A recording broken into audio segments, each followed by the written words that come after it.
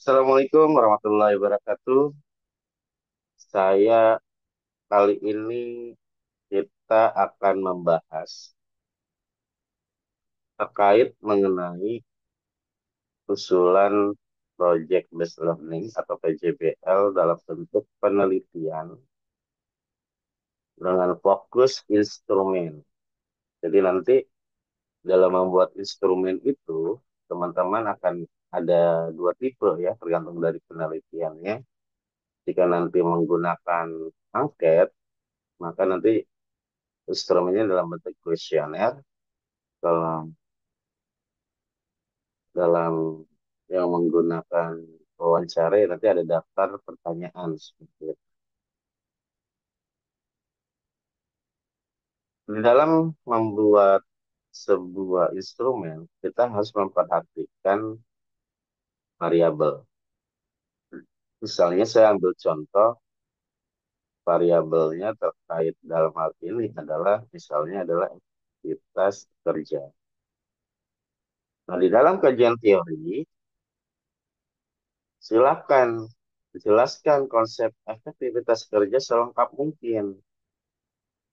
Yang dimana minimal ada tiga referensi utamanya. Nah, setelah konsep itu sudah jelas, sudah dijelaskan dan sudah diterangkan, maka ditambahkan dengan indikator atau dimensi atau kriteria.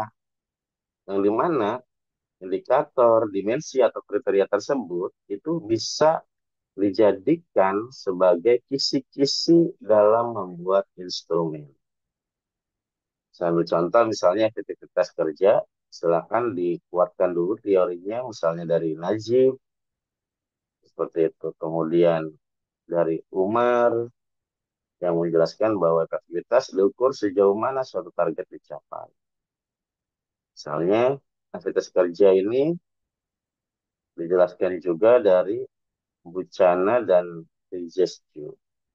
Efektivitas kerja adalah hasil pengembangan komunikasi yang efektif dalam organisasi. Ini adalah sebuah pengertian, sebuah konsep pengertian yang dijelaskan dari berbagai macam sumber. Namun jangan lupa, setelah memberikan konsep atau menjelaskannya, maka teman-teman silakan mengulas kembali pernyataan itu. Jadi jangan hanya sekedar mengutip saja, tapi dijelaskan juga secara eh, langsung sesuai dengan apa yang disampaikan atau yang dikonsepkan dalam pengertian tersebut. Misalnya, dalam hal ini, efektivitas kerja adalah hasil pengembangan komunikasi yang efektif dalam organisasi. Ini adalah pernyataan ini menekankan bahwa ini adalah penjelasan kembalinya. Komunikasi yang jelas dapat mengkoordinasikan tugas, memberikan arahan, dan membangun hubungan interpersonal yang baik. Yang semuanya berkontribusi pada efektivitas kerja.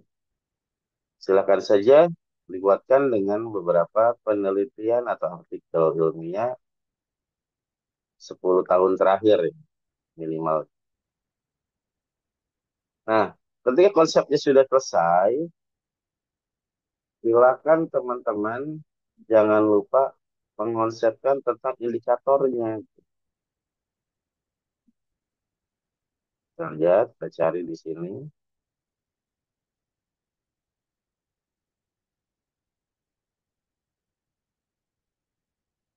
Jadi indikator, dimensi, kriteria, atau faktor yang mendukung dan sebagainya. Nah, misalnya dari Siagian dalam penelitian Najib mengatakan bahwa aktivitas kerja itu dipengaruhi oleh beberapa faktor utama. Di antaranya ada kepemimpinan yang baik, semangat kerja karyawan, serta sarana prasarana. Kemudian menurut Bucana dari Gescu, komunikasi menyampaikan pesan dengan jelas. Kemudian dari Caroline ada kesejahteraan mental, gitu ya. Ini banyak yang dijelaskan dari beberapa penelitian. Kemudian, fasilitas kerja menjadi indikator utama dalam nilai kinerja seseorang atau organisasi, di mana ditekankan juga dari pertama yang diklasifikasikan apa saja ada aktivitas individu, kelompok, organisasi.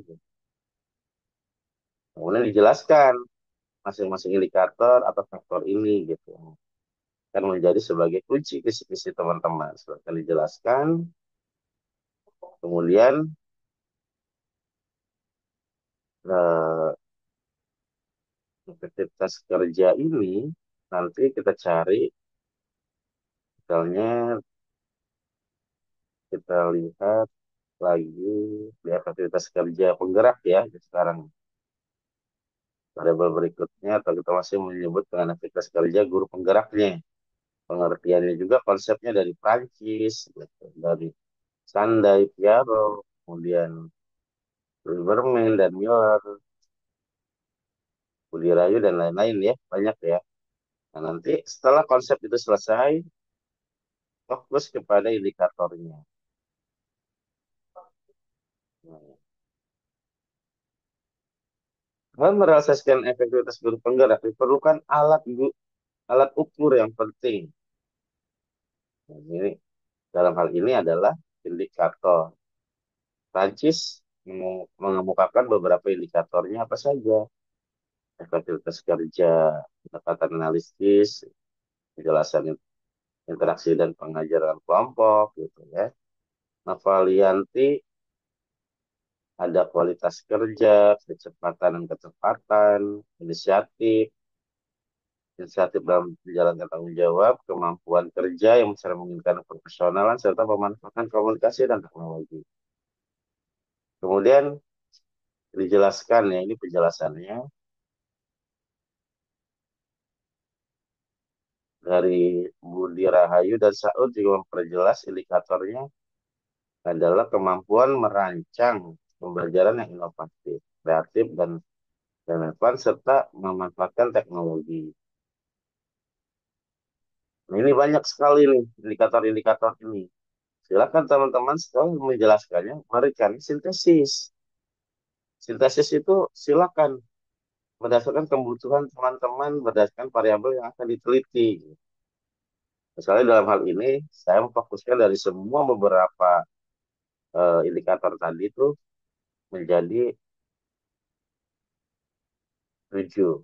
Pertama, perencanaan strategis, manajemen kelas, pemanfaatan teknologi dan sumber daya, interaktif positif, orientasi pada hasil belajar, evaluasi, dan antusiasme. Nah ini ada paragraf simpulan di akhir sebelum ke variabel berikutnya. Jadi dia diberikan simpulannya. Itu ada 7 ya sampai antusiasme. Nah nanti variabel-variabel ini akan ditarik nih, indikator-indikator akan ditarik menjadi sebuah instrumen. Nah, tadi yang pertama perencanaan strategis, manajemen kelas, pemanfaatan teknologi, interaksi positif, orientasi, evaluasi, dan terakhir tadi antusiasme yang ketujuh. Nah, nanti dari 7 indikator ini akan menghasilkan berapa pertanyaannya gitu. Ini sebagai contoh, ternyata dari 7 itu ada 27 pernyataan atau 27 butir dan seterusnya. Gitu teman-teman, minimal 20 pernyataan atau pertanyaan jika itu wawancara. Kemudian saya ambil contoh misalnya di sini ada pernyataannya. Ingat, angkat itu tidak boleh pertanyaan. Pernyataan saja. Silakan opsinya, Anda boleh dengan kriteria setuju, misalnya sangat setuju, setuju, kurang setuju, tidak setuju, sangat tidak setuju, seperti itu. Atau dengan intensitas, misalnya sering, sering, selalu, kurang, jarang, tidak pernah. Jadi contohnya seperti itu. Misalnya ini kita buat pernyataannya dari perencanaan strategis. Misalnya, guru selalu merencanakan tujuan pembelajaran yang jelas. dalam setiap rencana dengan baik dan terus. Ini pernyataan yang timbul gara-gara ada indikator ini. Gitu. Kemudian di indikator manajemen kelas juga sama seperti itu, timbul juga pernyataan. Di mana di perencanaan strategis ini ada 5 pernyataan. Nah, kalau angket, teman-teman, jangan semua pernyataannya positif. Harus ada negatifnya juga. Gitu. Misalnya, di sini guru selalu merencanakan tujuan pembelajaran yang jelas dalam setiap rencana. Berarti ini positif. Guru mengadakan analisis kebutuhan. Ini juga positif. Guru selalu membuat rencana. Ini juga positif. Nah, nomor 4, guru tidak selalu mempersiapkan materi dengan baik. Nah, ini negatif. Kata kurang. Misalnya kata tidak bisa diganti dengan kurang. Atau guru sering mengabaikan penyesuaian pembelajaran berdasarkan kebutuhan peserta didik. Jadi ada 3 positif, ada 2 negatif. Agar jawaban itu seimbang. Sehingga nanti bisa terlihat validitasnya gitu ya. Bahwa hasilnya itu memang benar-benar absah. Masuk ke indikator yang kedua juga sama seperti itu. Buat pernyataan ada yang positif dan negatif. Guru dapat menjaga kedisiplinan, berarti ini positif. Guru kurang menghadapi gangguan di kelas ya, berarti ini negatif. Dan selanjutnya juga sama di indikator yang berikutnya sampai indikator terakhir yaitu antusiasme. Indikator ini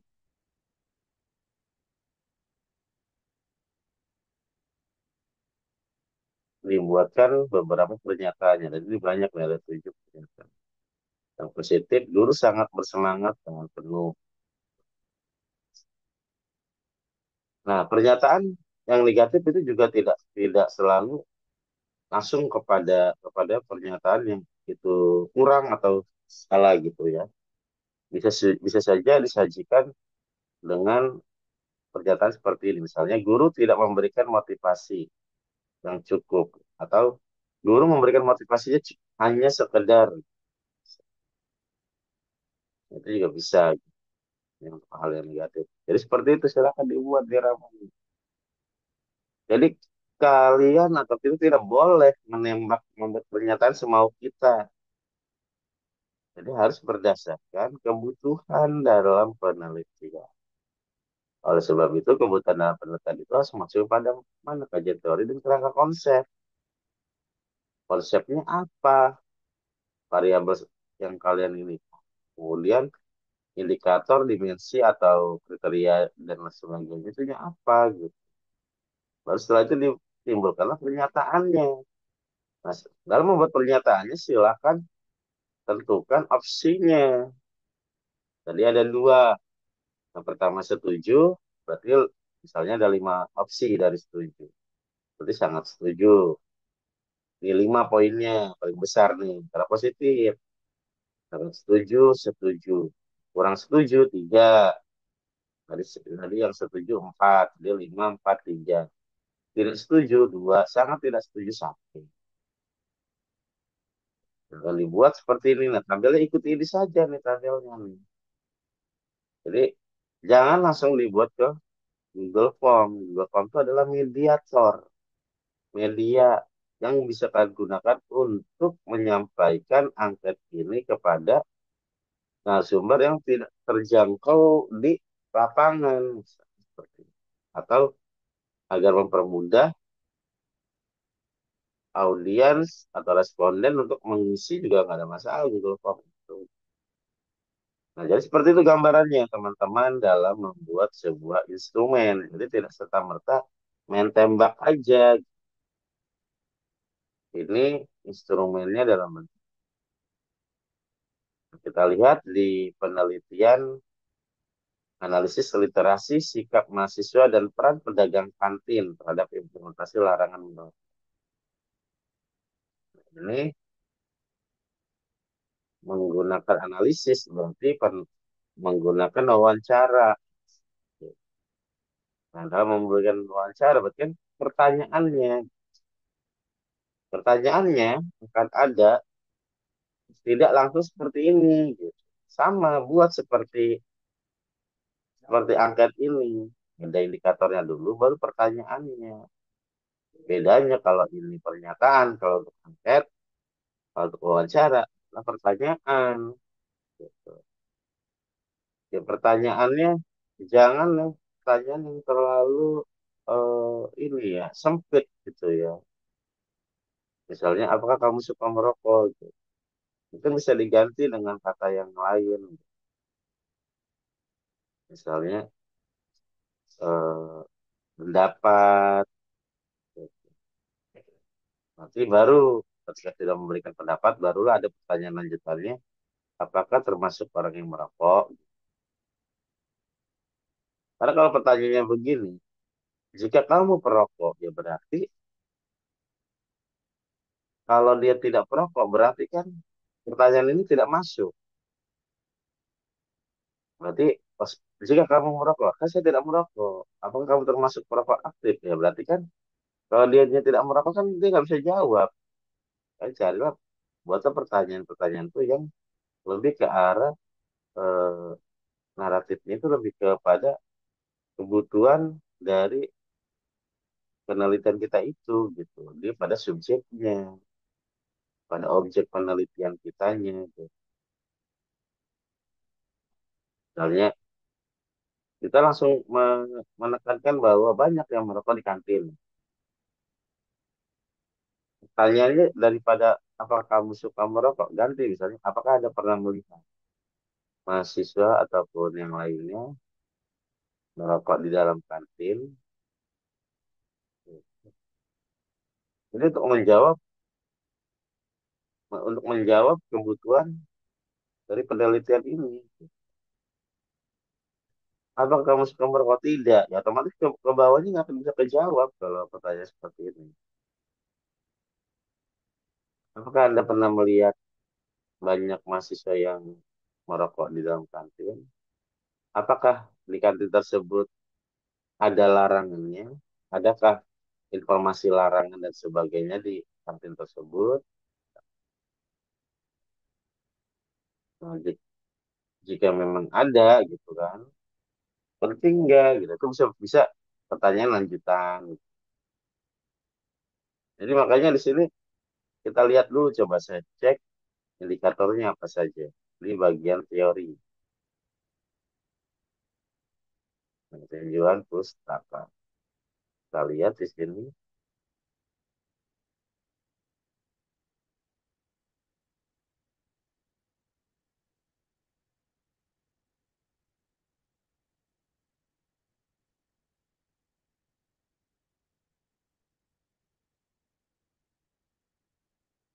Dan ini belum ada gambaran indikatornya apa gitu.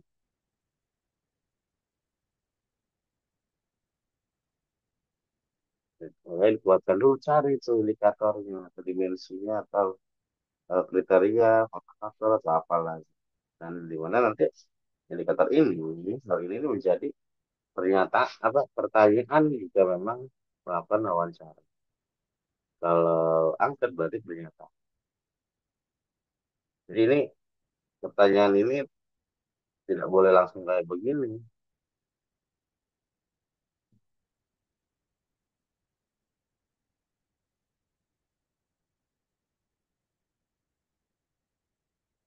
Apakah Anda melihat banyak mahasiswa yang merokok sembarangan? Apakah ada slogan atau spanduk atau information tentang larangan rokok di kelasmu gitu, seperti misalnya entah itu poster, entah itu apa, hal seperti itu pertanyaan. Kemudian survei digital video sebagai dampak perkuliahan hybrid dalam mendukung pendidikan yang berkualitas. Ini karena judul depan sudah survei, berarti sudah jelas bahwa ini menggunakan angket. Kita lihat angketnya. Ada 7 indikator ya. Ada 7 indikator. Nah, ini sudah mengarah lebih baik nih. Karena sudah ada indikator. Indikator pertama apa? Yaitu tentang fisik. Pernyataannya, setelah mengikuti kelas daring atau mengerjakan tugas online, saya sering merasa mata saya lelah. Nah, usahakan kalimatnya harus efektif pertanyaan ini, apa pernyataan ini, gitu. Misalnya, langsung saja, misalnya, saya merasa, saya merasa mata saya lelah ketika menghadiri kelas daring atau mengerjakan tugas online. Salah seperti itu, karena ini fisik ya. Arti dari digital itu adalah kelalaian digital ya tadi.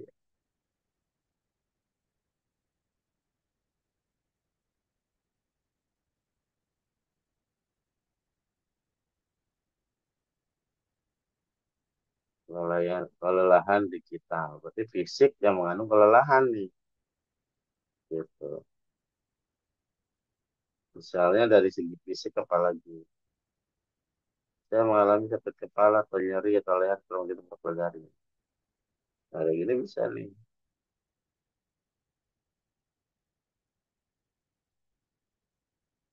Saya merasa tubuh saya lebih cepat lelah. Saya merasa lelah ketika mengikuti kelas dari. Kita sering harus beristirahat karena merasa lelah akibat terlalu lama di tenaga kapal. Nah ini berarti langsung saja kali ya. Saya cepat lelah mengikuti kelas daring.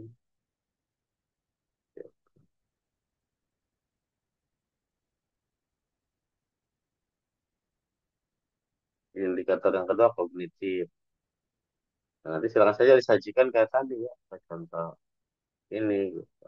Jadi kan sistematisnya terlihat pernyataan bukan pertanyaan kecuali wawancara dan gunakan kalimat yang efektif. Kemudian pengaruh pola tidur.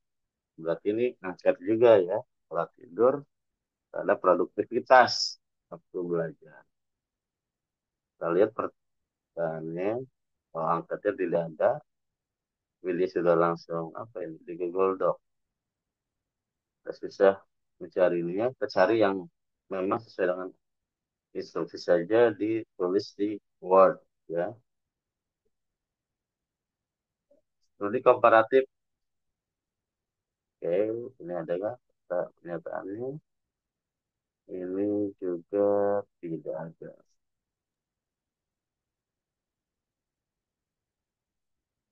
Pengaruh komunikasi digital terhadap kualitas interaksi sosial. Kita lihat sama ini juga tidak ada. Jadi nanti angkatnya bisa diletakkan ke lampiran kualitatif. Saya juga sudah saya arahkan juga tadi ya, instrumennya diberikan di atas. Sedangkan di sini tidak ada. Terakhir kelompok 14, kita lihat